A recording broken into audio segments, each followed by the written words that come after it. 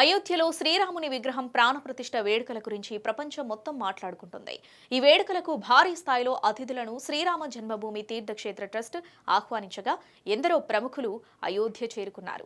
Indian cricket team captain Rohit శర్మకు ఆహ్వానం అందినప్పటికీ అతడు వేడుకకు హాజరు కాలేదు. అయితే ఈ గురువారం నుంచి ఇంగ్లాండ్తో జరగనున్న టెస్టు కోసం అతడు హైదరాబాద్కు వచ్చాడు. దీంతో ప్రాణప్రతిష్ఠ వేడుకకు హిట్ మ్యాన్ దూరంగా ఉన్నాడు. సొంత గడ్డపై టీమిండియా ఇంగ్లాండ్తో 5 మ్యాచ్ల టెస్ట్ సిరీస్ ఆడనుంది. జనవరి 25న మొదటి టెస్ట్ ప్రారంభం కానుండగా ఈ మ్యాచ్ కు ప్రాక్టీస్ కోసం రోహిత్ శర్మ హైదరాబాద్ కు వచ్చాడు. అయితే రామమందిర ప్రాణ ప్రతిష్ఠ వేడుకకు ఆహ్వానం అందుకున్నట్లు రోహిత్ శర్మ ఇప్పటి వరకు అధికారికంగా ప్రకటించలేదు.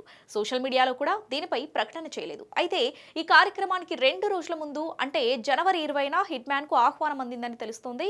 టీమిండియాను ఈ టెస్ట్ సిరీస్ లో గెలిపించాలని రోహిత్ ప్రాణ ప్రతిష్ఠ వేడుకను స్కిప్ చేసి ఆప్షనల్ ప్రాక్టీస్ సెషన్ కు వచ్చాడు.